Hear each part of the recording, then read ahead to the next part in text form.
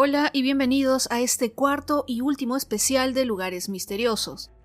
En esta oportunidad haremos un recuento de varios casos de crimen verdadero o true crime alrededor del mundo.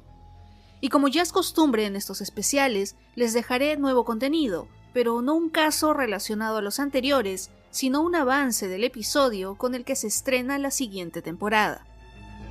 Comenzamos con el especial y más adelante un avance de la plantación Boone, donde reinó el terror, hoy lo hacen las leyendas.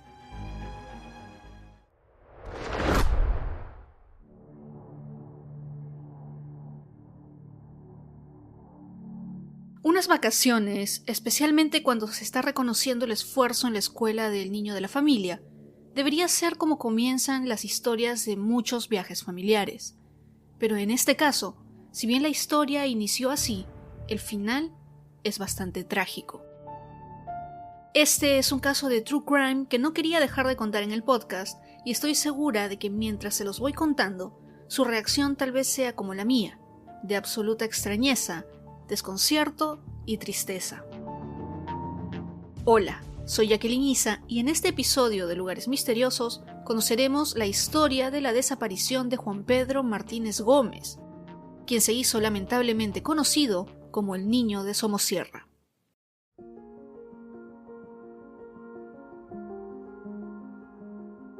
Somosierra es un municipio y localidad española que está ubicada al norte de la Comunidad de Madrid, aproximadamente a 80 kilómetros si es que se recorre la carretera A1. También está ubicado a 90 kilómetros de la Puerta del Sol y está en el puerto de montaña homónimo y por su ubicación es la localidad de mayor altitud de esta comuna, con unos 1.433 metros sobre el nivel del mar.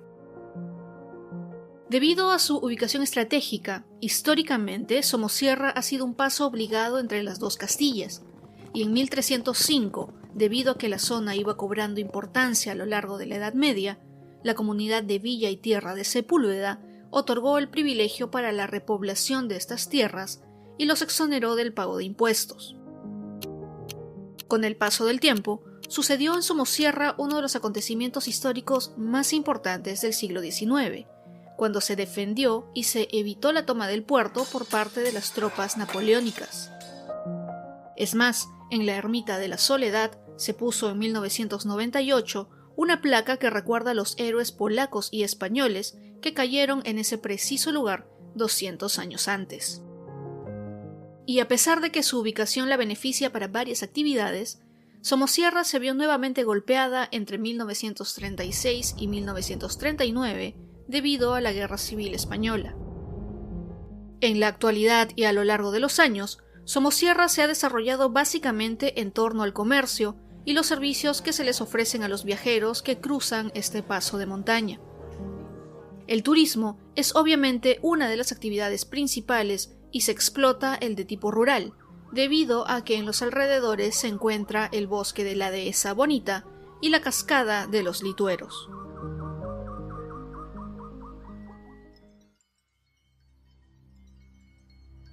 Sin embargo, en este episodio no vamos a hablar mucho de la capacidad turística de Somosierra, sino de un caso que estremeció a este poblado, y no solo a este, sino que la noticia conmocionó también a la Comuna de Madrid y a toda España.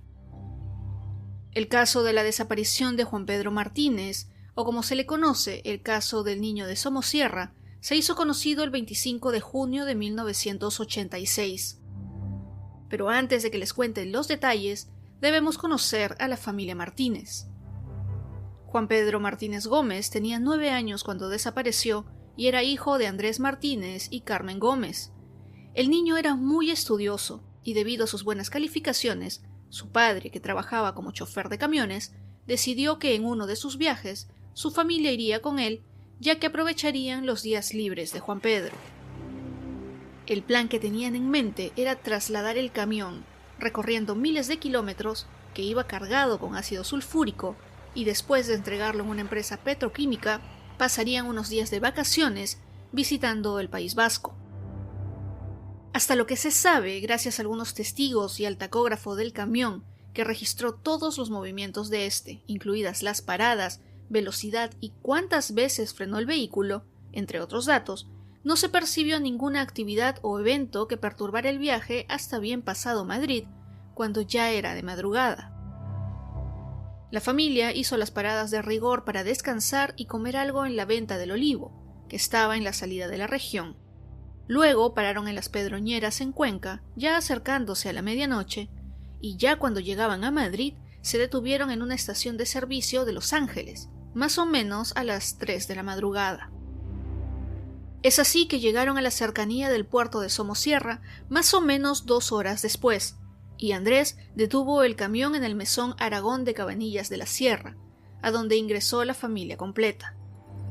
Es más, la última persona que vio a Juan Pedro fue uno de los camareros del lugar. Este hombre rindió su testimonio a la Guardia Civil y mencionó que se acordaba del niño porque estaba totalmente vestido de rojo y que les había servido unos cafés con leche y una bayonesa, que es un dulce de hojaldre para el niño. Sin embargo, el camarero no vio el momento en el que se subieron al camión, pero sí lo vio salir del estacionamiento y la verdad es que no sospechó nada, ya que es un lugar donde se detienen muchos de estos vehículos y que una familia entera entrara a tomar desayuno no le pareció nada extraño. Lo que pasó después es algo que no se sabe, a excepción de los datos del tacógrafo del camión. Es que el vehículo realizó hasta 12 paradas mientras subía el puerto. Todas duraron entre 12 y 15 segundos, lo que definitivamente no serviría para que fueran al baño o bajaran a estirar las piernas.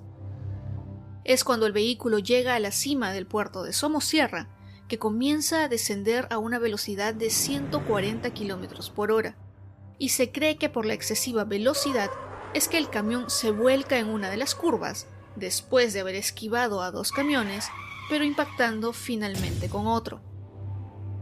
Una vez sucedido el accidente, el pánico invadió el lugar, ya que en la carretera y alrededores el ácido que llevaba el camión destruyó todas las laderas y llegó hasta el río Duratón. Según el testimonio del juez de paz que se acercó a la escena del accidente, dijo que lo que más se veía era una columna de humo inmensa que se había levantado debido al contacto del ácido con el agua, y por esto nadie se atrevía a acercarse. Y aunque ya era bastante extraño que el camión con ácido viajara a más de 100 km por hora, el misterio se hizo aún más grande, ya que cuando la Guardia Civil llegó, encontró los cadáveres de los padres, que en realidad no mostraban muchas heridas por el líquido corrosivo. En ese momento, las autoridades asumieron que ellos eran las únicas víctimas, hasta que los abuelos se comunicaron con ellos y preguntaron por el niño, a lo que la Guardia Civil solo contestó que no habían encontrado a ningún niño ni restos que le correspondan. Para el momento en que las autoridades retiraron los cuerpos de los padres de Juan Pedro, después de 10 horas de trabajar en la escena del accidente, determinaron que era virtualmente imposible que un niño hubiera estado con ellos en el camión en el momento de la tragedia. Sin embargo, sí se encontró una parte de la zapatilla que habría pertenecido al niño, y se ratificó que si él hubiera estado en la cabina cuando el camión se volcó, el ácido no habría sido lo suficientemente fuerte como para desintegrar su cuerpo, especialmente en el poco tiempo desde que se volcó el camión hasta que llegó el auxilio.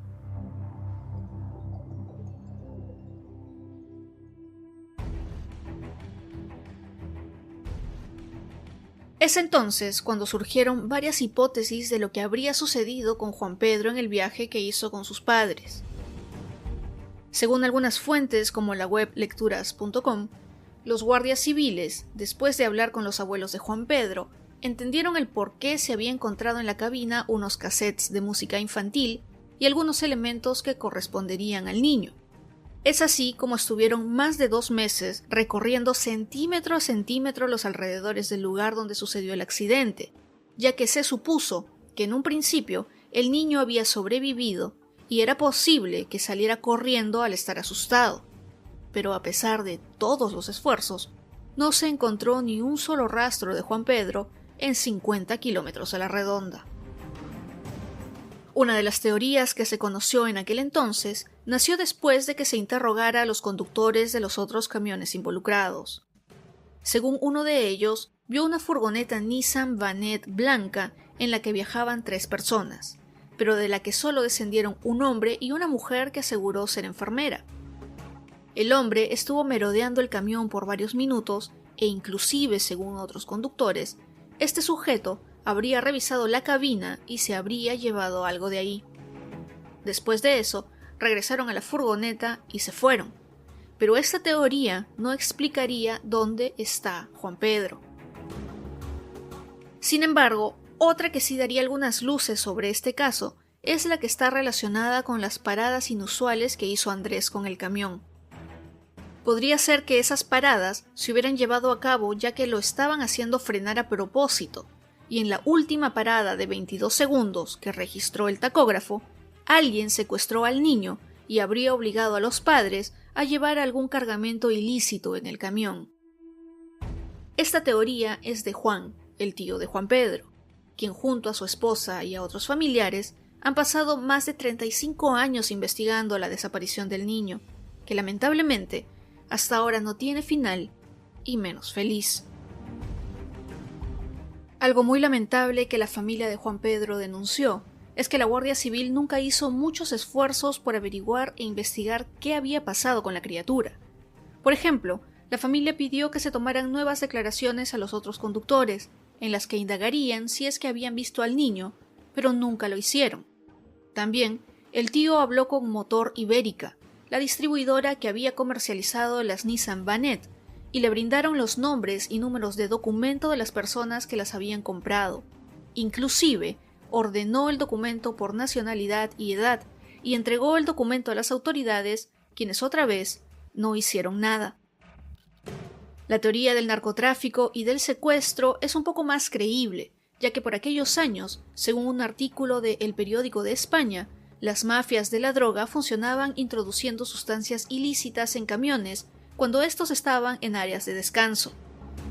Lo que se supone es que la velocidad de más de 120 km por hora en la que conduce Andrés, después de haber parado por 22 segundos, es que estaba persiguiendo al vehículo donde estaría Juan Pedro después de haber sido secuestrado. Además, la familia denunció que Andrés había recibido amenazas durante semanas de una supuesta mafia que quería que trabajara para ellos. De ahí la teoría de que alguien había raptado al menor hasta asegurarse la entrega de los estupefacientes en el destino. Tiempo después, los investigadores hallaron droga en el interior de la cisterna, en una lona blanca que contenía heroína. El cargamento estaba rodeado de ácido. Una hipótesis que también llegó a los medios fue la de la anciana iraní, pero esto sucedió varios años después del accidente y la desaparición del niño de Somosierra. Algunas personas llamaron a la Guardia Civil y denunciaron que habían visto a Juan Pedro, pero una de estas fue la que más llamó la atención. Un maestro de escuela aseguró ver a una anciana ciega de origen iraní con un niño como Lazarillo, el cual se parecía mucho a Juan Pedro, además que éste hablaba muy bien el castellano, inclusive con acento del sur. El maestro le preguntó a la mujer por el niño, lo que la puso nerviosa y se fueron.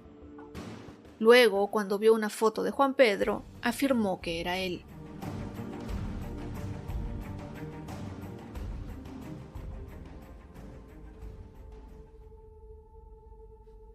Medios de comunicación como El Caso publicaron la investigación en su portada con titulares como El niño de Somosierra, en poder del narcotráfico.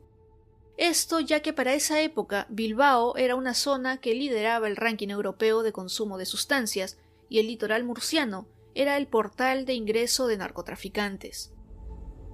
Para intentar encontrar a Juan Pedro se usaron helicópteros, caballos, perros y hasta videntes y parapsicólogos se ofrecieron para tratar de dar con él, pero nadie tuvo éxito.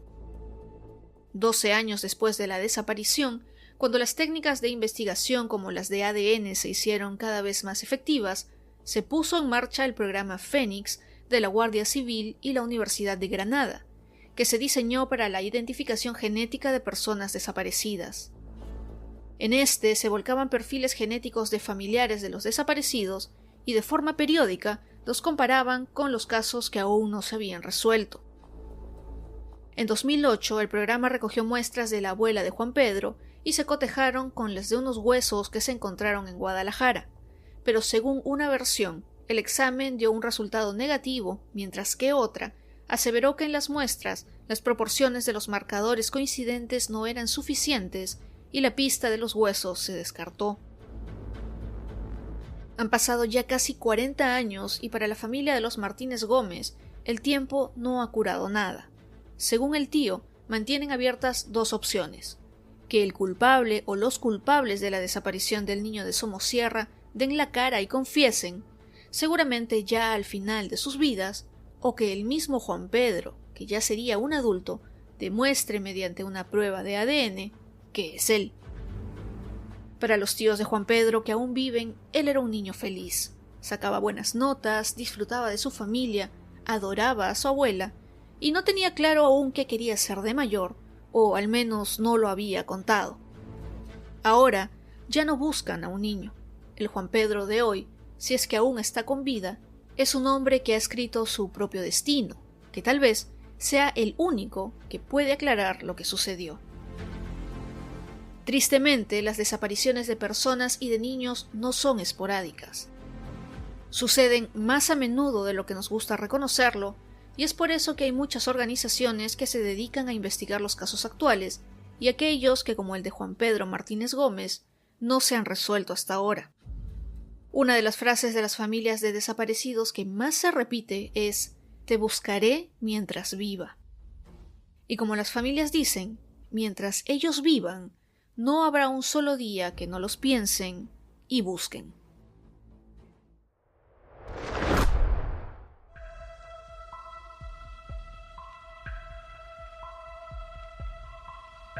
Este es uno de los casos que persigue a muchos investigadores y a los interesados en el true crime.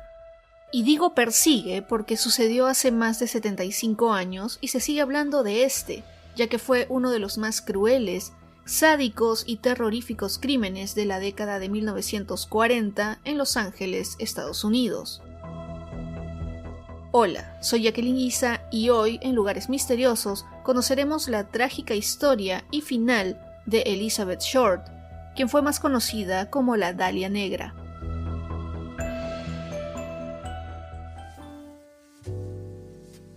Elizabeth Short fue una joven norteamericana que nació en Hyde Park, Boston, Massachusetts, el 29 de julio de 1924.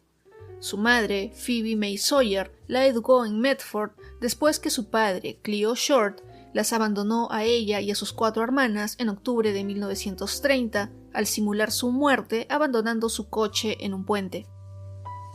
Elizabeth sufría de asma, lo que hizo que su madre decidiera que los fríos inviernos de Boston la niña debía mudarse a California.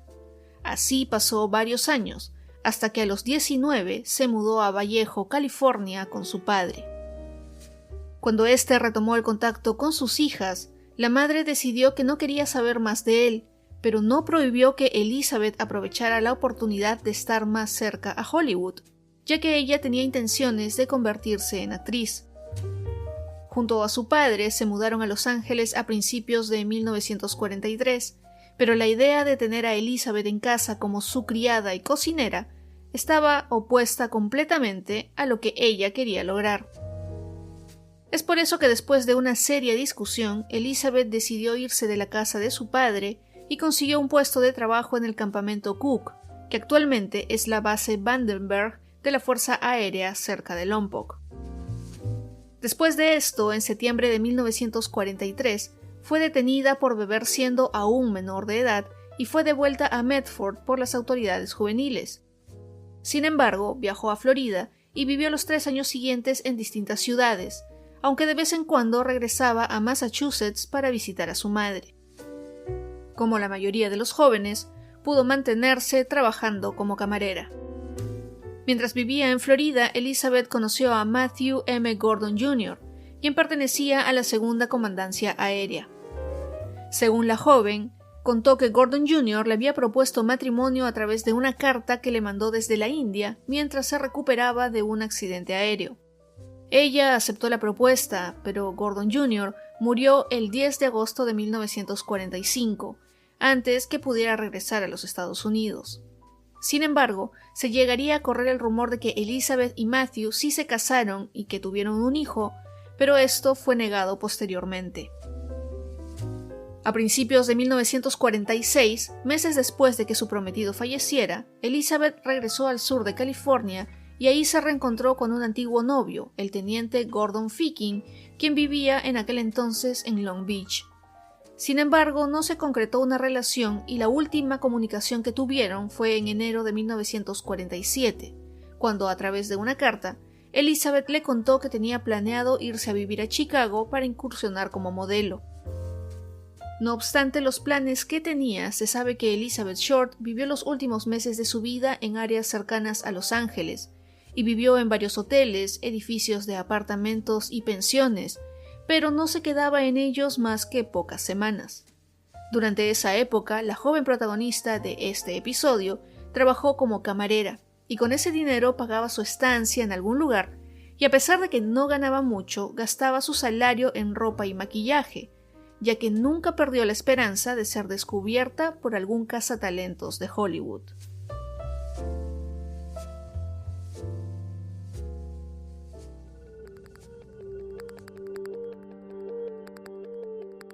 El nombre Elizabeth Short se transformó en una leyenda muy oscura cuando el 15 de enero de 1947, una mujer y su hijo pequeño pasaban por un terreno baldío entre las calles Coliseum y la 39 de West, en el vecindario de Leimert Park, en la zona sur de Los Ángeles.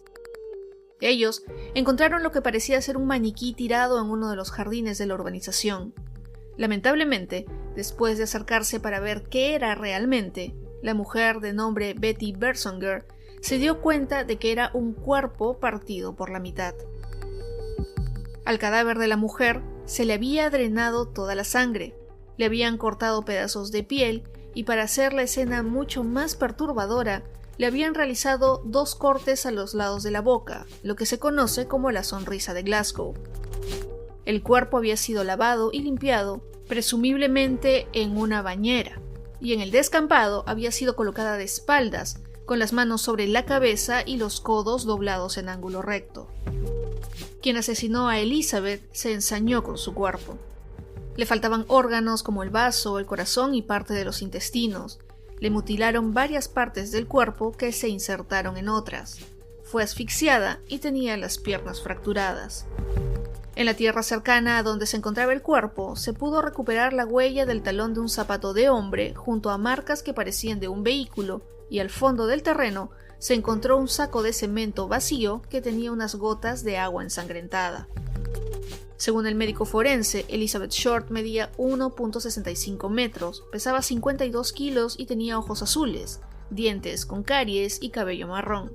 Sus tobillos y muñecas tenían marcas de ligaduras que indicaban que había estado atada por lo menos 3 días, en los cuales fue torturada con una maldad inimaginable. Se llegó a mencionar que dentro de la tortura había sido obligada a ingerir excrementos, pero esto se desestimó ya que la presencia de estos en su estómago habría sucedido en el momento de la evisceración. Tenía moretones en la parte frontal y derecha del cuero cabelludo, pero su cráneo no estaba fracturado. De acuerdo con la autopsia, la causa de la muerte de Elizabeth fue la pérdida de sangre de las laceraciones del rostro, además del shock por una conmoción cerebral. Debido a que sus manos estuvieron sumergidas en el agua, fue difícil dar con la identidad del cadáver, pero una vez que pudieron analizarlas, estas coincidieron con el registro de la mujer debido a su detención en 1943. Aparentemente, las investigaciones no estaban avanzando al nivel que el asesino esperaba, ya que el 23 de enero de 1947, un hombre de forma anónima llamó al editor del periódico Los Angeles Examiner para reclamar por qué no estaban siguiendo de cerca el asesinato de Elizabeth Short. Y no solo eso, ofreció enviar elementos que le pertenecieron a la víctima. Es así como al día siguiente llegó a la redacción del diario una caja con el certificado de nacimiento de Short, tarjetas, fotografías, nombres escritos en pedazos de papel, recortes de periódico referentes al mayor Gordon Jr. y una libreta de direcciones con la inscripción Mark Hansen en la tapa. Este hombre, llamado Mark Hansen, fue una de las últimas personas que vio a la víctima con vida el 8 de enero, y luego hablaron por teléfono al día siguiente. Por lo tanto, se convirtió inmediatamente en sospechoso. especialmente porque era dueño del salón de baile que Elizabeth solía visitar, además que el local estaba cerca a la casa donde vivía con su novia y donde también Elizabeth se quedó a dormir en algunas ocasiones, ya que era amiga de la novia de Hansen. El dueño del salón de baile admitió que la libreta de direcciones era suya, pero que era Elizabeth quien la usaba. A esta le faltaba una página, pero esto no significó que la policía no interrogara a todos los nombres que estaban ahí, y la mayoría indicó que conocían a la joven porque habían tomado alguna vez o que la habían conocido en la calle. Incluso, algunos habrían querido tener algo más con ella, pero al no lograrlo, se iban y no la volvían a ver. De esa lista, solo 3 de los hombres habrían tenido una relación más íntima con Elizabeth, pero no fueron considerados como sospechosos y esta evidencia logró contradecir la leyenda urbana que decía que Elizabeth sufría del síndrome de Sawyer, lo que hacía que tuviera genitales de una infante. Es más, los informes forenses determinaron que no tenían ningún problema de ese tipo. El último lugar del que se tiene conocimiento que Elizabeth visitó fue el famoso Hotel Cecil de Los Ángeles. Ahí llegó después de haber conocido en las calles a Robert Manley, con quien pasó la noche en un motel. Según el testimonio de Manley, Elizabeth estuvo casi toda la noche en el baño, ya que algo le había caído mal y, por ende, no tuvieron relaciones sexuales. A pesar de ser el principal sospechoso, se libró de esto ya que era casado, y su esposa confirmó que estuvo con ella la noche del 9 de enero. Además que en la recepción del Hotel Cecil vieron a Elizabeth cruzar el lobby, hacer algunas llamadas telefónicas y luego abandonó el hotel para no ser vista jamás. Antes de llegar al Hotel Cecil, Elizabeth dejó una maleta en consigna en la estación de autobuses, y cuando siguieron llegando cartas a la recepción del periódico, esta vez el remitente se hizo llamar el Vengador de la Dalia Negra. En los siguientes días, no solo aparecieron más objetos de Elizabeth por la zona donde encontraron su cuerpo, sino que su maleta fue retirada de la estación sin que nadie se diera cuenta, y menos lo reportara a las autoridades. Hasta el momento, esa maleta y su contenido no se ha encontrado. Otro de los sospechosos que se consideró fue el padre de Elizabeth, ya que éste vivía a solo 5 kilómetros de donde el cuerpo fue encontrado. Sin embargo, su testimonio fue que no había visto a su hija desde hace 3 años antes y que no tenía intenciones de hacerlo nuevamente, por lo que se negó a reconocer el cuerpo. Para que se efectuara esta acción, hicieron que la madre viajara desde el otro extremo del país. Para esto, un periodista le mintió, diciéndole que Elizabeth había ganado un concurso de belleza, pero una vez que llegó a California, le dijeron que en realidad había sido víctima de un cruel y espantoso crimen. Lamentablemente, la prensa amarillista le quitó la importancia a este caso, tergiversando varios datos, que al final hicieron que el público se hiciera una idea de Elizabeth que no era cierta. Por ejemplo, en vez de decir su nombre, se le mencionaba como la Dalia Negra, y se llegó a publicar que la ropa que llevaba puesta al desaparecer era de tipo apretado y escotado, cuando no era así. O que la joven tenía una vida bastante exagerada en la que fumaba, bebía y jugaba en cantidades. Eso no era cierto. La verdad es que Elizabeth Short era consciente de su belleza y soñaba con ser una actriz en Hollywood.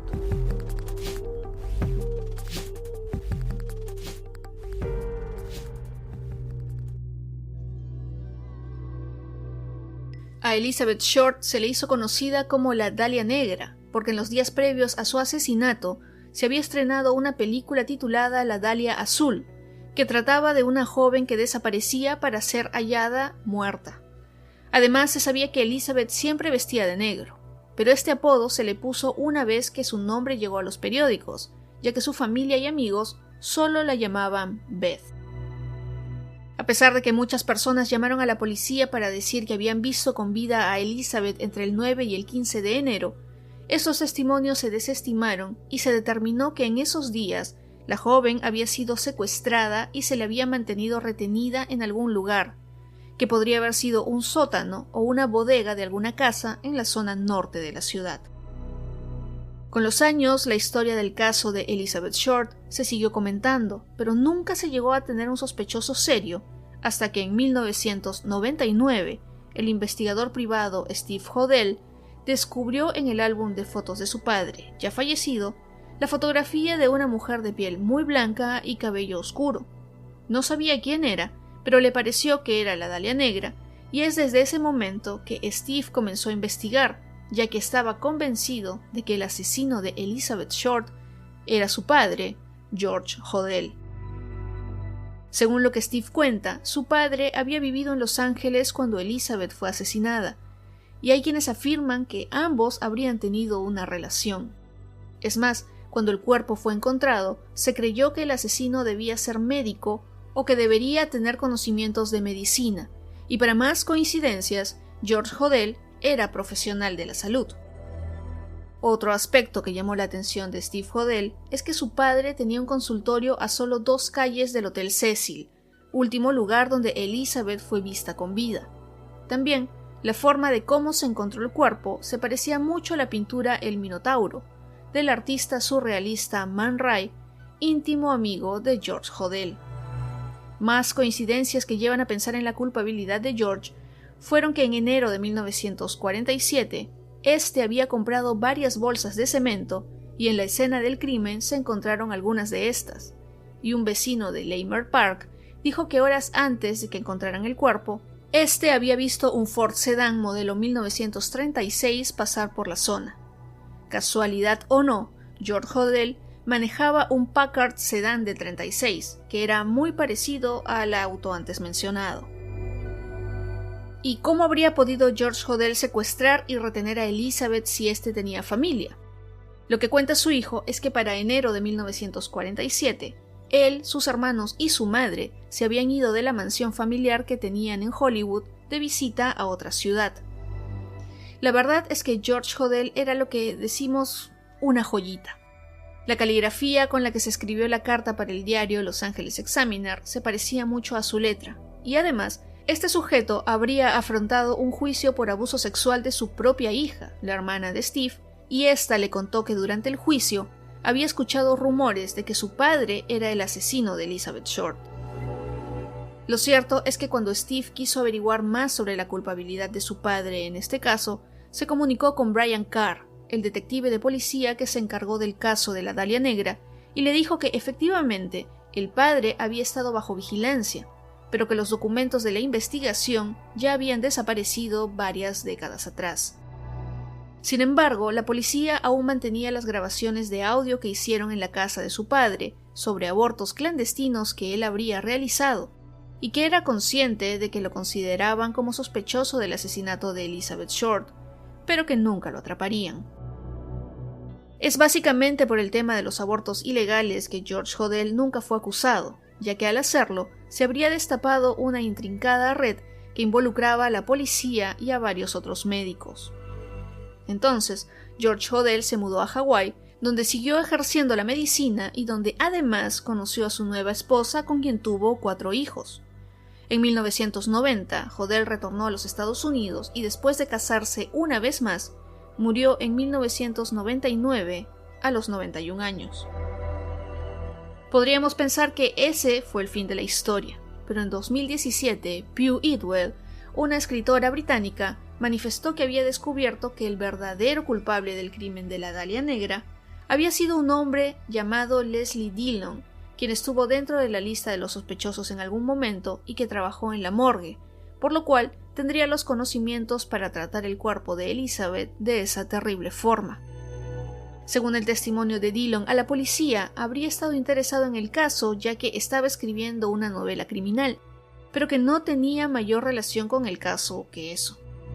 Sin embargo, se especuló que Dillon fue contratado por otro hombre para que se deshiciera de Elizabeth, y que la joven fue asesinada en un lugar de nombre de Astor Motel, cerca de la Universidad del Sur de California, pero el dueño no reportó nada debido a que había sido arrestado unos días antes y no quería más problemas.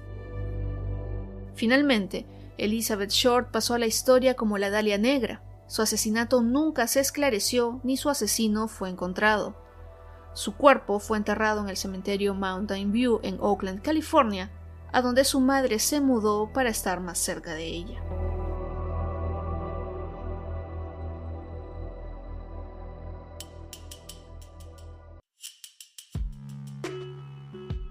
Tal vez no hayan escuchado mucho de Elizabeth Short, pero sí de la Dalia Negra, y es que en la cultura popular se ha hablado mucho de ella y de su trágica muerte. Por ejemplo, James Ellroy escribió el famoso thriller La Dalia Negra basándose en este caso, y este inspiró la película del mismo nombre, que fue dirigida por Brian De Palma y protagonizada por Scarlett Johansson y Josh Hartnett. Además, la Dalia Negra aparece brevemente en la serie de terror American Horror Story Murder House, donde se ofrece la teoría de que fue asesinada por un dentista. Los juegos de video no han dejado atrás este caso, ya que en LA Noire, en el departamento de homicidios, investigan varios casos que parecen haber sido cometidos por el asesino de la Dalia Negra. En otro juego conocido, Grand Theft Auto V, se investiga el asesinato de Leonora Johnson, y su caso es muy parecido al de Elizabeth Short. En cuanto a la música, el terrorífico crimen de Elizabeth ha inspirado a varios artistas, como el grupo de death metal The Black Dahlia Murder, que tiene ese nombre basándose en el caso. También, la cantante Lana Del Rey basó una de sus canciones, Candy Necklace, en el caso protagonista de este episodio.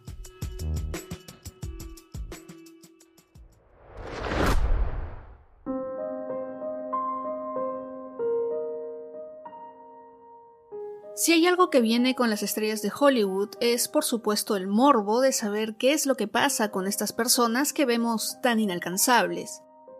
Lo que tal vez no tomamos en cuenta es que ellos son seres humanos y en muchos casos sufren los mismos problemas y predicamentos de quienes no son famosos y en algunas situaciones sufren más de lo que podríamos imaginar. Hola.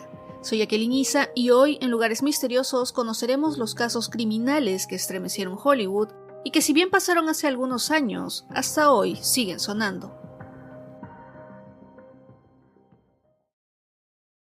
We begin with a murder investigation that has stunned the entertainment world. Phil Hartman, who gained fame on Saturday Night Live, was found shot dead in his home, apparently killed by his wife, who then committed suicide. ABC's Carla Wohl has more from Los Angeles. En Hollywood la gente también se muere y eso incluye a los famosos que vemos en la televisión, cine y ahora en las redes sociales. A veces no sirve de nada si es que eres millonario, muy conocido o si tienes una voz que medio mundo reconocería. Este fue el caso de Phil Hartman, un actor cómico de origen canadiense que tal vez recuerden por haber visto en la película El Regalo Prometido en 1996, en la serie News Radio, o en Saturday Night Live, que se transmitía en el canal Sony, o con más seguridad lo escucharon en la versión original de Los Simpson, ya que él era la voz de Troy McClure o Lionel Hutz.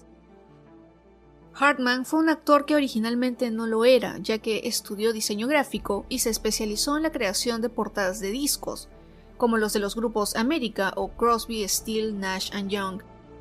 No fue hasta que asistió a un show de comedia stand-up en Hollywood que se dio cuenta que esa era su verdadera vocación, y gracias a su talento llegó a los escenarios de Saturday Night Live y ahí se convirtió en uno de los rostros más populares de la televisión norteamericana. Corrían los últimos años de 1980, cuando Phil ya estaba avanzando con su carrera profesional, que conoció a Bryn Omdahl, y para la tercera cita ella ya estaba embarazada. A pesar de que Phil ya se había divorciado 2 veces, decidió casarse con Bryn y poco tiempo después tuvieron a su segundo hijo. De cara al público y frente a los paparazzis, la familia Hartman era perfecta, pero a puerta cerrada era todo menos eso. Bryn era una actriz y escritora que estaba frustrada porque no conseguía papeles que le interesaran, por lo menos no al nivel que ella los quería, y tampoco lograba vender los guiones que escribía. Esto se reflejó como un dato curioso cuando se grabó la introducción de Saturday Night Live, en la que Phil salía conversando con una mujer a la que no se le veía el rostro. Esa mujer era Bryn, y cada vez que el director gritaba acción, la mujer, en vez de quedarse quieta como debía, hacía lo que podía para que su cara saliera en la toma. Es por eso que si ustedes ven esa introducción, se van a dar cuenta que cuando Phil sale, el arete de la mujer se está moviendo, ya que su esposa intentó a como dé lugar que se le viera. El fracaso en la vida profesional de Bryn hizo que la mujer se refugiara en el alcohol, las drogas y las cirugías estéticas. Y es así como llegó el 27 de mayo de 1998, cuando Breen decidió salir a cenar con unas amigas a un restaurante cercano a su casa en Encino, California. Pero además de comer y tomar algunas copas, la mujer decidió consumir cocaína y tomar antidepresivos. Cuando llegó a la casa, inició una pelea con Phil, pero aquí debo hacer un paréntesis para mencionar que el carácter del actor era bastante pasivo, y que según sus amigos y colegas era una persona que por lo general huía de las peleas y las confrontaciones. Es por esto que cuando Breen inició la pelea, este decidió no seguirle el paso e irse a dormir como lo hacía casi siempre. Breen, entonces, en el estado en el que se encontraba, decidió dispararle 3 veces a su esposo. Phil recibió balazos en el brazo, pecho y cabeza, lo cual determinó que nunca se dio cuenta de lo que había pasado. Después de asesinar a sangre fría a su esposo, Breen decidió ir hasta la casa de su amigo Ron Douglas, a quien le confesó lo que había hecho, pero este no le creyó hasta que vio el arma que Breen llevaba consigo. Pasaron algunas horas en las que la mujer no podía regresar a su casa por el estado en el que se encontraba, pero luego, junto a Ron, regresaron a la casa de la mujer. El amigo decidió entrar para verificar lo que ella le había dicho y efectivamente encontró a Phil muerto en su cama matrimonial. Ya eran entonces las 6:20 de la mañana y decidió llamar a los servicios de emergencia, a quienes les dijo que había habido un tiroteo en el 5065 de Encino Boulevard. Las autoridades llegaron a los pocos minutos y retiraron raudamente a los 2 hijos de los Hartman, quienes estaban en la casa y dormían mientras ocurría el asesinato, y además se habían quedado solos en la casa con el cadáver de su padre. Fue en ese momento que, sin que las autoridades se dieran cuenta, Breen se metió en la habitación en la que estaba su difunto esposo y se atrincheró. La policía le insistió que saliera y se entregara, pero ella no aceptó. Cuando la policía ya estaba a punto de entrar por una ventana, la mujer apuntó otra arma de fuego contra su sien y se disparó. En el momento en que las autoridades ingresaron a la habitación, encontraron a Phil echado sobre su lado derecho, vistiendo una camiseta blanca con un número 9, boxer y medias. Breen estaba a su lado y su cabeza reposaba sobre una almohada. Según el testamento de Phil Hartman, sus restos debían ser incinerados y sus cenizas esparcidas en la isla Catalina.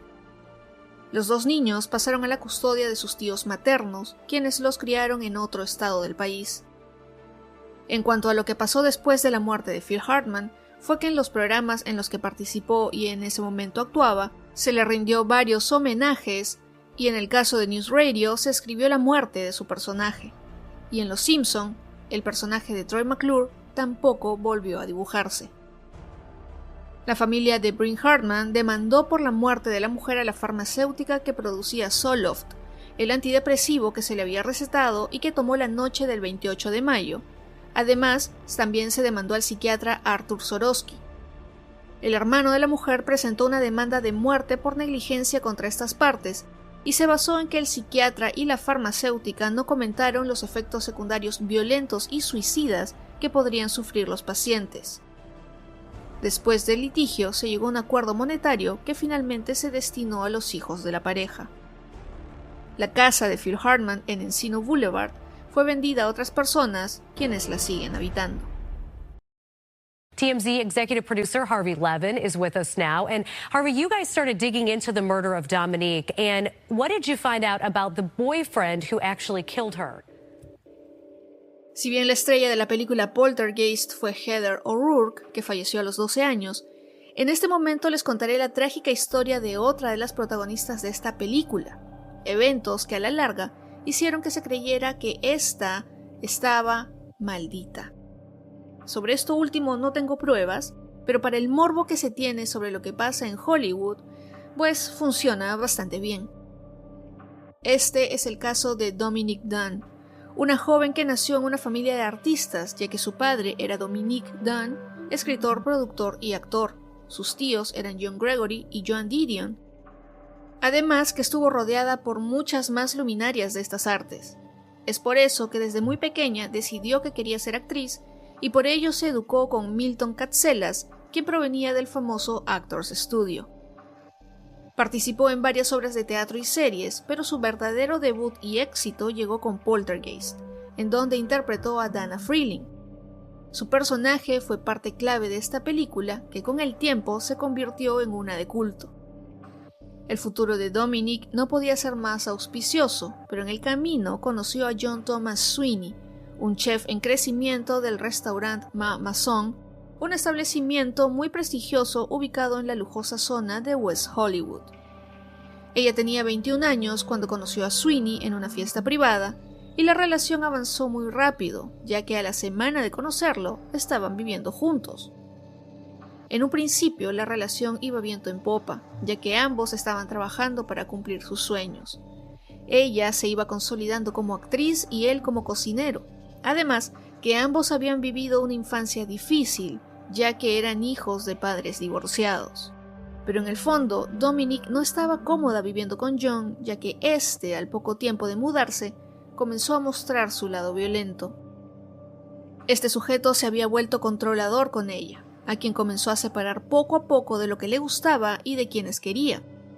La celaba no solo con los fans que se le acercaban por una foto o un autógrafo, sino también de su familia, y la comenzó a encerrar en la casa donde vivían juntos.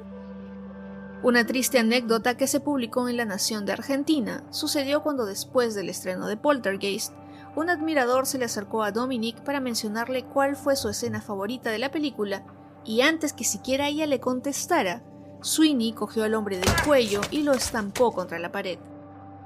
Alex, uno de los hermanos mayores de la actriz, vio esta escena y se la contó a sus padres, quienes intentaron alejarla de su pareja, pero a pesar de que terminaban la relación, Sweeney siempre hacía que volvieran. Uno de los casos de violencia que Dominic Dunne vivió sucedió en agosto de 1982, cuando Sweeney, en medio de una discusión, le jaló el pelo y le sacó varios de raíz, lo cual hizo que ella huyera inmediatamente a la casa de su madre.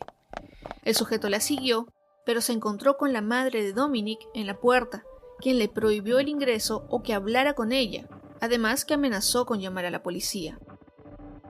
Sin embargo, este no fue un caso aislado, ya que después de unos días, Dominic decidió regresar a su casa con John, que otra vez la atacó y en esta ocasión trató de asfixiarla. Ella logró escapar por la ventana del baño, llegó nuevamente a la casa de su madre y por fin decidió terminar la relación con Sweeney. Cuando el hombre se fue de la casa, Dominic cambió las cerraduras, pero esto no fue suficiente. El 30 de octubre de 1982, Sweeney intentó hablar con ella por teléfono, pero al no lograrlo fue a la casa, y cuando por fin ella salió para hablar con él, lo que sucedió después fue narrado por su compañero de escena David Parker, quien estaba presente esa noche en la vivienda. Según Parker, escuchó gritos y golpes en el exterior de la casa, por lo que decidió llamar a la policía, quienes se negaron a ir ya que estaba fuera de su jurisdicción. Cuando Parker salió de la casa, encontró a Sweeney arrodillado frente al cuerpo de Dominic, quien seguía viva, pero por poco. Este le pidió a Parker que llamara a la policía y cuando lo hizo nuevamente, esta vez sí acudieron y escucharon la confesión de Sweeney, que dijo que había matado a su novia y que luego había intentado suicidarse. La actriz fue trasladada aún con signos vitales al centro médico Cedars-Sinai, donde después se determinó que estaba en un estado de coma irreversible y el 4 de noviembre, 5 días después del ataque de su exnovio, falleció. Una versión que revisé dice que la joven actriz murió naturalmente y otras indican que fue desconectada por sus padres. Sea cual fuere, a pesar del doloroso hecho, la familia Dunne decidió donar varios de los órganos de Dominic a otras personas. En agosto de 1983 comenzó el juicio contra Sweeney, en el que declararon amistades y familiares de Dominic, además de que se prohibió que el jurado escuchara los testimonios de 2 exparejas de este, quienes habían sufrido por la violencia que este les incurría. Por su parte, los abogados del acusado se basaron en que este había actuado por los efectos del alcohol y porque además se había enterado de que su exnovia se había realizado un aborto. Finalmente, a Sweeney se le declaró culpable de homicidio involuntario y de ataque físico con abuso de violencia, que le supuso una pena de entre 3 a 7 años, pero cumplió muchos menos. Esto fue una burla para la familia Dunn, y el padre, Dominic, declaró a los medios que por el resto de su vida, cada vez que tuviera la oportunidad, mencionaría el nombre del asesino de su hija, porque la ley lo dejó ir, pero no él. Sweeney salió de la cárcel y recuperó su vida, pero se cambió el nombre a John Maura. Supongo que para la época en que recuperó su libertad, este cambio de nombre le podría haber servido, ya que no existían las redes sociales y podría comenzar una nueva vida. Sin embargo, si ahora hacemos una búsqueda rápida en Internet, encontraremos inmediatamente asociado al nombre de John Maura su antigua identidad y que es el asesino de Dominic Dunn. Lo último que se supo de él fue que trabajaba en una comunidad de retiro en San Rafael de nombre Smith Ranch Houses y, según un usuario de Reddit, estaba a cargo de la cocina. Dominic Dunn está enterrada en el famoso cementerio Pierce Brothers en Westwood, muy cerca de Hollywood, donde casualmente también descansan los restos de Heather O'Rourke, su colega en la película Poltergeist, Marilyn Monroe, Farrah Fawcett, Kirk Douglas, Hugh Hefner y Dean Martin, entre otros famosos. It's been 30 years since Rebecca Schaeffer's death. What those around her do care about, and what they've been fighting for since her death, is stronger and more effective gun control laws. Rebecca was shot with a powerful pistol. Revolvers are too easily available in the United States. Un tercer caso en este episodio es el de Rebecca Schaeffer, una actriz que en algún caso se puede decir que murió debido a su fama, pero debo recalcar que ella, bajo ninguna circunstancia, provocó la situación. Rebecca fue hija única de un psicólogo infantil y una escritora. Creció en la ciudad de Portland, en el estado de Oregon, donde estudió la secundaria y para esa época de su vida quería ser rabina cuando fuera grande. Mientras tanto, incursionó en el modelaje y participó con papeles menores en algunas producciones televisivas. Luego se mudó a Nueva York y tras un breve paso como modelo, audicionó para la serie de televisión My Sister Sam de la cadena CBS. Cuando la serie se canceló, participó en la película Radio Days de Woody Allen, aunque muchas de sus escenas fueron cortadas al final, y además de otros papeles, se dedicó a ser vocera de Thursday Child, una organización benéfica orientada a la infancia. Dentro de las audiciones a las que se presentó estuvo la de la película Mujer Bonita, y fue considerada para el papel principal después de que Molly Ringwald rechazara el papel. Después de su muerte, Julia Roberts se quedó con este. Hace unos momentos les mencionaba que Rebecca murió debido a su fama y a su trabajo, ya que Robert John Bardo, un fanático suyo, se había obsesionado con ella y la había estado acosando por más de 3 años. Sin embargo, Schaeffer no fue la primera persona pública con la que este hombre se había obsesionado, ya que antes estuvo detrás de la pacifista Samantha Smith, quien lamentablemente falleció en un accidente de avión. La única manera que Bardo tenía para comunicarse con Schaeffer era a través de cartas, las mismas que eran leídas y contestadas por un equipo de la actriz, ya que ella no llegaba a leerlas y menos responderlas. Bardo no sabía esto, y fue así como en 1987 decidió viajar a Los Ángeles para ver a la actriz en el set de My Sister Sam, pero los guardias se lo impidieron. Esto le causó gran molestia y por ello regresó un mes después, pero esta vez con un cuchillo, para ser nuevamente detenido en la puerta e impedido de contactar a la actriz. Después de eso, regresó a Tucson, su ciudad natal, donde se olvidó de Rebecca Schaeffer por un tiempo, ya que su obsesión se enfocó en Madonna y otras artistas. No obstante, en 1989, Bardo vio una película en la que el personaje de Rebecca aparecía con otro actor, y esto llenó de rabia al hombre, quien decidió que Schaeffer tenía que ser castigada por ser otra mujerzuela de Hollywood. Es así que recordó cómo el acosador de la actriz Teresa Saldaña había conseguido su dirección personal. Entonces, Bardo contactó a un detective privado, quien consiguió ese dato a través del Departamento de Vehículos Motorizados de California. Con el arma que consiguió gracias a su hermano, viajó nuevamente a Los Ángeles y se dirigió a la casa de la actriz. Preguntó antes a los vecinos si la dirección era la correcta y tras confirmar la dirección, tocó la puerta, y fue la misma Rebecca quien lo atendió. Bardo le dijo que era un admirador y le enseñó una foto que tenía de ella. La actriz lo escuchó y luego le pidió que se fuera. No pasó ni una hora cuando el hombre regresó y Rebecca volvió a abrir la puerta sin sospechar ningún peligro, y en ese momento Bardo le dijo que se había olvidado de entregarle algo. Antes de que Schaefer pudiera reaccionar, el sujeto sacó un revólver de una bolsa de papel que traía consigo y le disparó a quemarropa en el pecho para luego salir de la escena del crimen. Rebecca Schaefer fue declarada muerta poco después de llegar al centro médico Cedars-Sinai. Robert Bardo fue arrestado al día siguiente y después del juicio se le condenó a cadena perpetua sin posibilidad de libertad condicional y en este momento se encuentra sirviendo su sentencia en la prisión estatal de Avenal en California.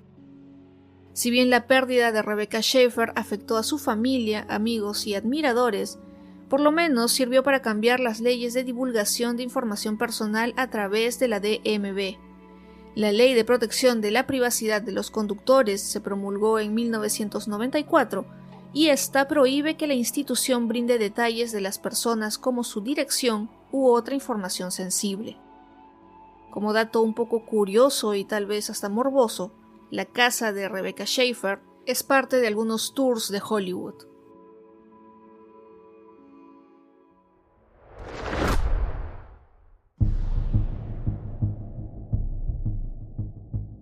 En Hollywood nacen las más inspiradoras historias y estrellas, pero también se cometen los más terribles, sangrientos y trágicos crímenes que se han conocido. Este es el segundo episodio en el que conoceremos algunos de los crímenes que han marcado la meca del cine, o Tinseltown, como se le llamaba hace algunos años. Hola, soy Jacqueline Isa y les doy la bienvenida a este episodio lleno de true crime, investigaciones policiales y algunas actualizaciones sobre los asesinatos de Cielo Drive y Waverly Drive. Una advertencia antes de comenzar. Este episodio cuenta con detalle una serie de crímenes violentos, por lo que recomiendo tener discreción al escucharlo, especialmente con los menores de edad. Sharon Tate nació el 24 de enero de 1943 en la ciudad de Dallas, en el estado de Texas, y fue una modelo y actriz que durante la década de los 60 interpretó pequeños papeles en la televisión y luego pasó a la gran pantalla, aunque debía su fama primordialmente a sus trabajos como modelo y a las portadas de revistas. Si bien en un principio no quería ser parte de Hollywood, sino que quería estudiar psiquiatría, participó en el concurso de Miss Washington en 1960 y luego comenzó su trabajo como modelo. Según su familia, Sharon fue una joven tímida que no tenía confianza en sí misma, especialmente durante su adolescencia, lo que fue confundido con indiferencia o que se mostraba muy distante cuando pasaron los años. Su debut en el cine fue como extra en la película Barrabás, que protagonizó Anthony Quinn en 1961, y después de varios otros trabajos llegó su esperada oportunidad, que se dio gracias a El Valle de las Muñecas en 1967, en la que interpretó el personaje de Jennifer North, y esta película eventualmente se convirtió en una de culto. Ese mismo año trabajó en la película The Fearless Vampire Killers, que fue dirigida por quien luego se convertiría en su esposo, el director Roman Polanski. Durante el rodaje de esta película conoció al estilista Jay Sebring, con quien inició una relación amorosa, pero después de finalizar el rodaje, Sharon viajó a Londres, donde se encontró con Polanski, quien le ofreció el papel protagónico en la película La Danza de los Vampiros. Fue durante las grabaciones que Polanski y Tate se convirtieron en amantes, ya que Sharon continuaba siendo novia de Sebring, a quien le comunicó que su relación se había terminado a través de la línea telefónica. La carrera de Sharon Tate pudo haber llegado a niveles estratosféricos si hubiera sido escogida como la protagonista de la película de terror El bebé de Rosemary, que dirigió su entonces pareja Roman Polanski. Sin embargo, los productores escogieron para el papel a Mia Farrow, para decepción de la pareja, pero Sharon sí tuvo un pequeño papel al final de la película, aunque no figuró en los créditos. Para 1968, Tate y Polanski se casaron en Londres y reafirmaron su estatus de pareja de moda y una de las más admiradas de Hollywood. Su vida era una fiesta permanente y su círculo social estaba compuesto por famosos como Warren Beatty, Mike Nichols y Jay Sebring, su expareja, entre otros. Si bien en el episodio anterior de los crímenes de Hollywood les conté varios que sucedieron en esta zona o cerca, en la ciudad de Los Ángeles, en este el único tema serán los crímenes sucedidos entre el 8 y 9 de agosto de 1969, que tuvo como protagonistas a un grupo de personas y ya conocimos a Sharon Tate la primera, por lo que ahora vamos con Leno y Rosemary LaBianca. Rosemary LaBianca nació en Arizona y su nombre original fue Ruth Catherine Elliott, pero después de que sus padres se divorciaran y separaran a los 4 hijos que tenían, la madre no pudo mantener a Ruth y a su hermano, por lo que los dio en adopción, y la niña fue adoptada por una pareja de California de apellido Harmon, quienes habían previamente perdido a su hija a causa de una enfermedad. El nombre Rosemary era el de la hija fallecida, el cual le cambiaron a la pequeña Ruth. Con el tiempo, Rosemary conoció a Frankfurt Struthers, con quien contrajo matrimonio en 1953 y tuvieron 2 hijos, Susan y Frankfurt Jr., pero esta relación terminó en 1956. Sin embargo, 3 años después, Rosemary conoció a Leno LaBianca, con quien comenzaría una nueva relación. Leno LaBianca, cuyo nombre completo era Pasqualino Antonio LaBianca, nació en Los Ángeles de padres inmigrantes italianos y su padre de cariño le decía Lino. Su padre era dueño de 2 negocios de comestibles y su madre era ama de casa, encargada al 100% del cuidado de la casa y los hijos. En 1940, el padre de Leno compró una propiedad en Waverly Drive y trasladó a toda la familia al distrito de Los Feliz en Los Ángeles, lo cual significó que éste debía cambiarse de colegio debido al distrito escolar, pero en su ímpetu por no estar lejos de su novia, Alice Schofield, falsificó el nombre de su padre en un documento y volvió a estudiar en el mismo colegio de antes. Leno y Alice se casaron en 1944, pero para 1955 ya se habían separado. En septiembre del mismo año, Leno se convirtió en padre por 3ª vez, ya que Rosemary acababa de dar a luz a su hija Louise. El nacimiento de esta última hija determinó que Leno se divorciara de Alice. Con el tiempo, la pareja compró una casa en Los Feliz que había sido propiedad de Walt Disney, pero la vendió al poco tiempo de adquirirla. Y en 1968, Leno decidió comprar la casa de Waverly Drive en la que había crecido con su familia y se mudó ahí con Rosemary y los niños.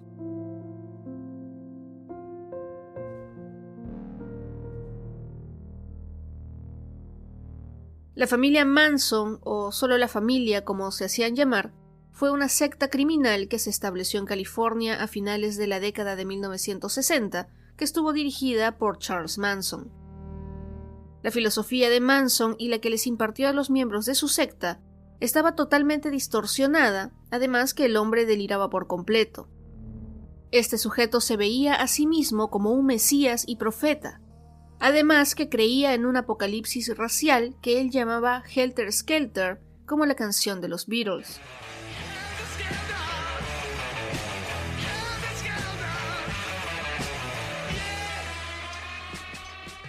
Creía que la letra de esta canción contenía un mensaje cifrado que predecía una guerra racial apocalíptica. La interpretación de Manson era que Helter Skelter avisaba que se avecinaba una guerra entre blancos y negros en los Estados Unidos y que serían estos últimos los que la ganarían, pero no tendrían capacidad de gobernar, por lo cual él y su familia deberían tomar el control y establecer un nuevo orden social. Con esta ideología justificó los asesinatos cometidos junto a sus seguidores. En cuanto a la letra de la canción, los Beatles dijeron en su momento que no tenían intención alguna de desatar los terribles crímenes cometidos por Manson y sus secuaces.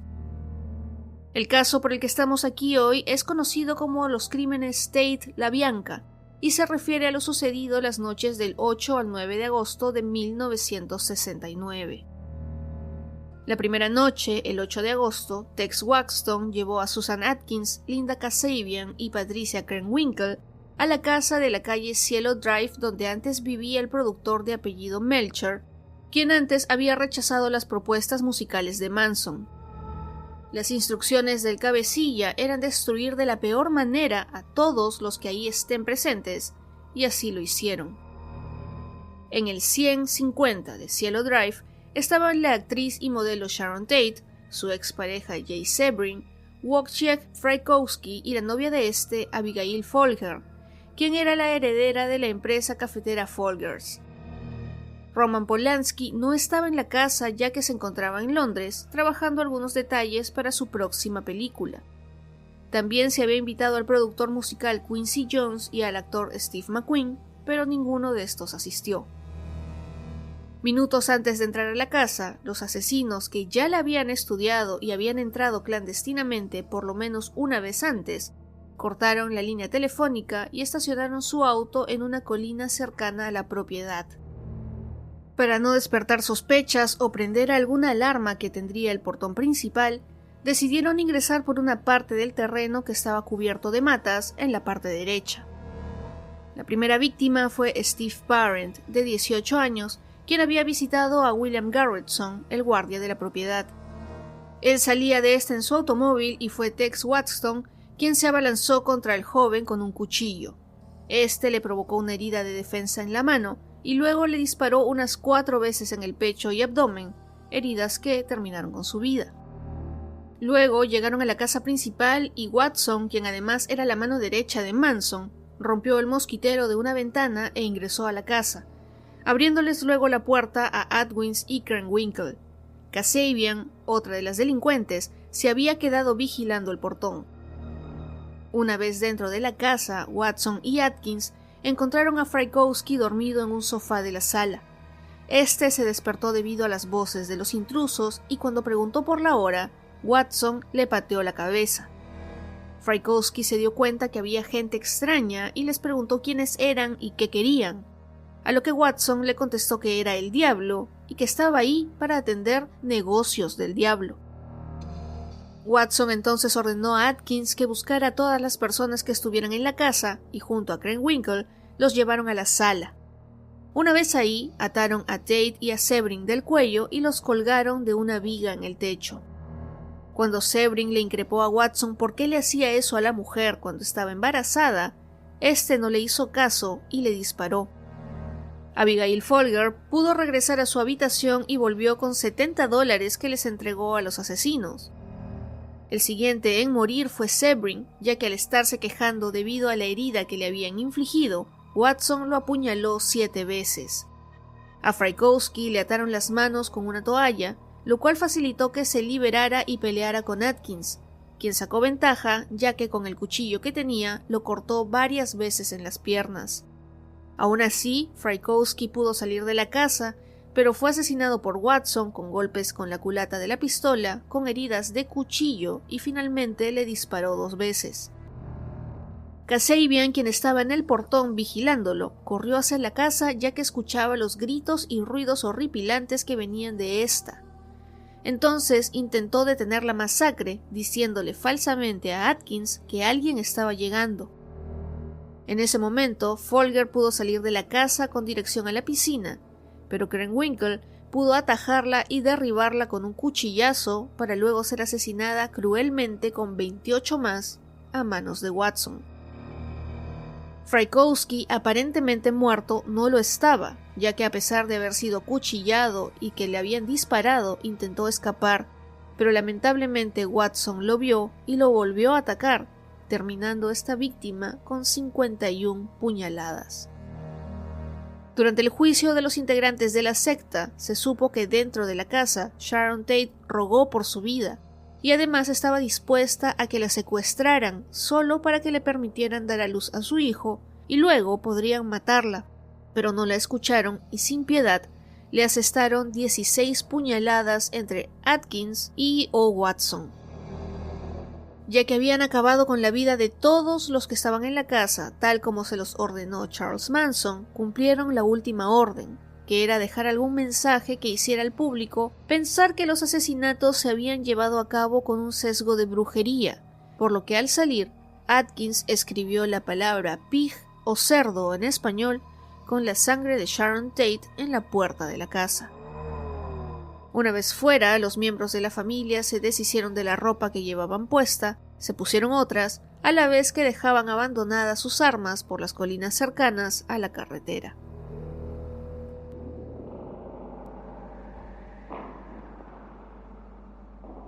A pesar de la atrocidad que sus seguidores habían cometido en la casa de Cielo Drive, Charles Manson no estaba contento con los resultados, por lo que decidió que al día siguiente él les daría el ejemplo de cómo se hacían las cosas. Durante la noche del 9 de agosto, Manson salió del rancho Spahn, donde vivía junto a sus secuaces con 6 de ellos, los 4 de la noche anterior, además de Leslie Van Houten y Steve Grogan. Después de algunas horas de camino, llegaron al 3301 de Waverly Drive, donde vivían Leno y Rosemary LaBianca. A esta casa entró Manson solo, y cuando salió y encontró a Atkins y a Kasabian, les dijo que ya había amarrado a los habitantes y mandó a Watson, Krenwinkel y a Van Houten que subieran. Según Watson, Manson apuntó a Leno LaBianca y lo despertó. Luego mandó a que su cómplice le atara las manos con una prenda de cuero.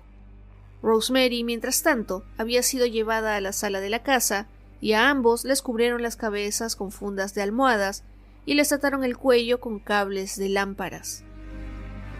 Watson decidió atacar a Leno LaBianca con una bayoneta en la garganta y se detuvo ya que escuchó ruidos provenientes del salón donde tenían a Rosemary, quien estaba tratando de defenderse, moviendo con furia la lámpara que habían usado para atarle el cuello. Watson vio cómo Krenwinkel y Atkins no podían hacer nada para controlarla, por lo que la atacó con la bayoneta y volvió con el esposo, a quien hirió 12 veces. Y por si esto no fuera poco, escribió la palabra war o guerra en su abdomen. Rosemary LaBianca murió debido a que Krenwinkel la apuñaló con un cuchillo que encontró en la cocina de la casa. Esta acción no era la regular, ya que el que actuaba con más violencia era Watson, pero Charles Manson les había indicado a las jóvenes que tuvieran un papel más activo en la carnicería e indicó específicamente que Atkins apuñalara por lo menos una vez a LaBianca. Inclusive, la violencia fue tal que a Rosemary LaBianca la apuñalaron varias veces después de muerta. Toda la gente que Manson odiaba era llamada puerco, por lo que en la casa los asesinos dejaron escrito en varios espacios la frase Death to Pigs o muerte a los puercos en español, además de la palabra rise o levántense, y el título de la canción de los Beatles que mencioné al principio de este episodio, Helter Skelter, aunque esta vez le escribieron mal ya que pusieron H-A-E-L-T-E-R. Antes de irse, Krenwinkel le infligió 14 heridas a Leno LaBianca con un trinche que le dejó enterrado en el estómago, y lo remató clavándole un cuchillo de carne en la garganta. Si esta carnicería no fue suficiente para Manson, decidió ordenar a sus secuaces que debían ir a la casa del actor libanés Saladin Nader, un personaje que Manson odiaba, al que, como se deben imaginar, también llamaba puerco. Cuando llegaron a la casa, Manson hizo bajar a todos del auto y los abandonó en el edificio de Nader, y fue Kasabian, uno de los miembros de la familia, la que se encargaba de conducir el auto, que a propósito tocó la puerta equivocada, por lo cual saboteó este crimen. Luego, los secuaces tuvieron que regresar al rancho Spahn haciendo autostop.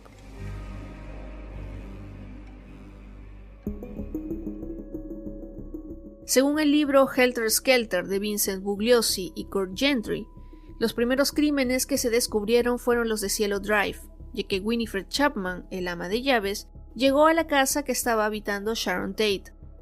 Estaba un poco tarde y eso la molestaba, pero llegó a tiempo ya que un conocido con el que había trabajado alguna vez la vio y le dio un aventón hasta la casa. Se dio cuenta inmediatamente del cable que estaba cortado en el portón de la casa y eso la preocupó. Sacó el periódico del buzón y se dio cuenta que dentro de la propiedad se encontraba un auto que ella no conocía, que además estaba estacionado de una manera extraña. Dentro de la casa se dio cuenta que el teléfono no servía, por lo que pensó que debía alertar sobre este problema, por lo cual entró a la casa y ahí descubrió que algo terrible había pasado. Por su parte, en la casa La Bianca, los crímenes fueron descubiertos por el hijo de Rosemary, quien llegó a la casa de Waverly Drive y se dio cuenta de que las cortinas estaban bajas y se sorprendió de que no salieran a darle la bienvenida. Cuando entró a la casa, vio las pintas en las paredes y después de encontrar a su padrastro, salió corriendo de la casa y llamó a la policía. Las fuerzas del orden llegaron a Cielo Drive después de la alerta que dio Chapman a sus vecinos, y a partir de la investigación se sospechó de la familia Manson, ya que estos no habían sido sus únicos crímenes. Ellos eran responsables del asesinato de Gary Hinman, un profesor de música, y además se sospechaba que tenían más asesinatos en su récord. Susan Atkins fue detenida como sospechosa del crimen Hinman, y fue ella la que dio pie para terminar con esta secta. Atkins comenzó a alardear en la cárcel que había participado en los asesinatos de Cielo Drive y de la pareja La Bianca, y aunque la persona que la escuchó, que había sido su compañera de celda, no la delató con las autoridades, sí se lo contó a otra presidiaria, quien finalmente presentó la denuncia. Atkins fue enjuiciada y se le condenó a cadena perpetua. Para el 1 de diciembre de 1969, la familia Manson había sido totalmente desestructurada y los miembros más relevantes fueron sometidos a juicio casi inmediatamente. Además de Atkins, Watson, Krenwinkel y Van Houten también fueron condenados a cadena perpetua. La que se libró de esta condena fue Linda Kasabian, quien aparentemente estaba en contra de las acciones y órdenes de Charles Manson. Ella abandonó la familia justo después de los asesinatos, inclusive dejando a su hija dentro del rancho Spahn, donde vivía con Manson. Después de que todos fueron detenidos, a Kasabian se le ofreció inmunidad y la oportunidad de recuperar a su hija si declaraba en contra de su ex familia. Obviamente lo hizo y pudo recuperar su vida. Manson no estuvo presente en ninguno de los asesinatos y en cualquier otra situación podría haber sido liberado de las acusaciones, pero no pudo con la capacidad del fiscal Vincent Bugliosi y fue sentenciado por conspiración y por ser el autor intelectual de los asesinatos. Se le condenó a la pena de muerte, pero después se le conmutó por la pena de cadena perpetua. Esto solo porque la Corte Suprema de California la abolió. De lo contrario, el final de Manson hubiera sido distinto. Actualmente, los miembros de la familia Manson que siguen cumpliendo sus condenas son Tex Watson, Patricia Krenwinkel, Sandra Good, Bobby Beausoleil y Bruce Davis. Lynette Fromm cumplió su condena en 2009, Leslie Van Houten logró la libertad condicional el año pasado y Steve Dennis Grogan fue liberado en 1985. Charles Manson murió en la cárcel en 2017, 10 años antes de que pudiera pedir la libertad condicional. Susan Atkins murió en 2009, también en prisión, y Linda Kasabian, quien no estuvo en la cárcel, falleció en enero de 2023. Sharon Tate fue enterrada en el cementerio Holy Cross de Culver City, en California, el miércoles 13 de agosto, y en su lápida se puede ver que no solo se recuerda a la actriz y modelo, sino también a Paul Richard Polanski, el pequeño que no llegó a nacer. El funeral de Jay Sebring y de las demás víctimas se celebraron también el mismo día, pero con diferentes horarios, esto para que los deudos pudieran asistir. Leno LaBianca fue enterrado en el cementerio Calvary en Los Ángeles el 15 de agosto de 1969, mientras que Rosemary fue incinerada y sus cenizas se llevaron a África, aunque otras versiones, como la de la página Find a Grave, indican que sus cenizas se esparcieron en el mar.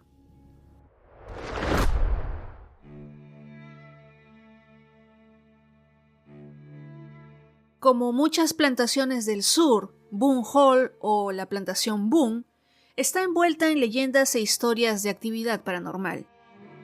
La combinación de su larga historia, la tragedia de la esclavitud y el paso del tiempo ha alimentado numerosos relatos de apariciones fantasmales y fenómenos inexplicables.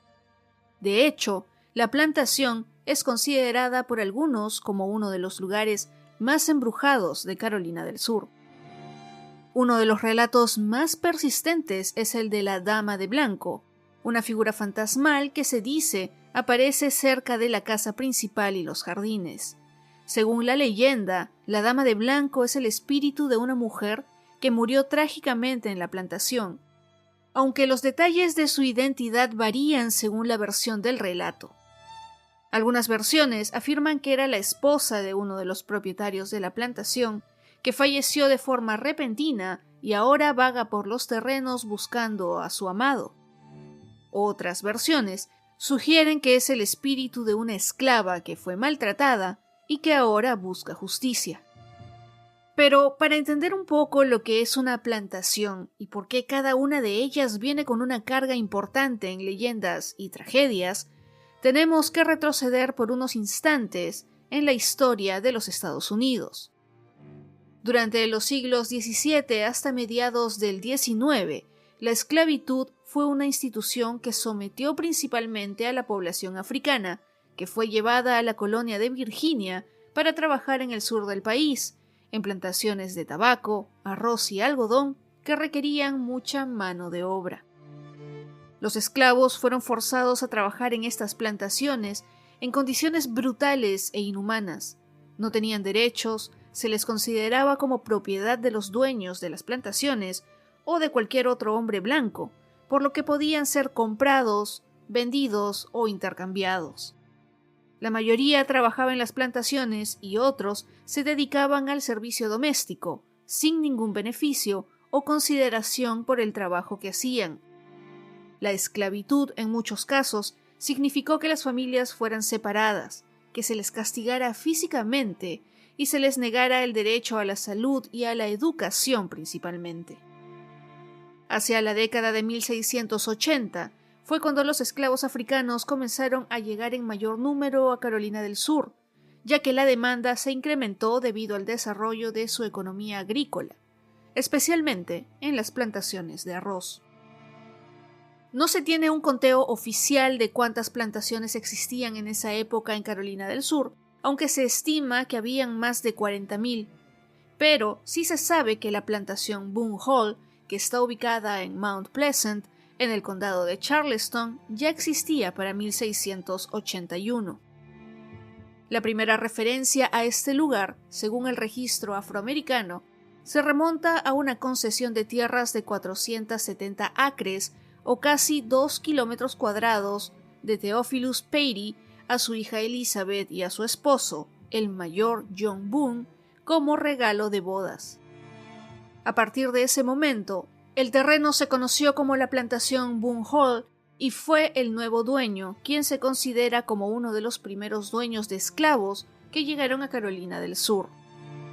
Es por las muchas situaciones de injusticia y abusos que casi todos los cazadores de fantasmas y aficionados a lo paranormal que han visitado Boone Hall a lo largo de los años afirman haber experimentado fenómenos inexplicables, como cambios bruscos de temperatura, extraños sonidos que parecen provenir de la nada y la sensación de ser observados por algo o alguien invisible.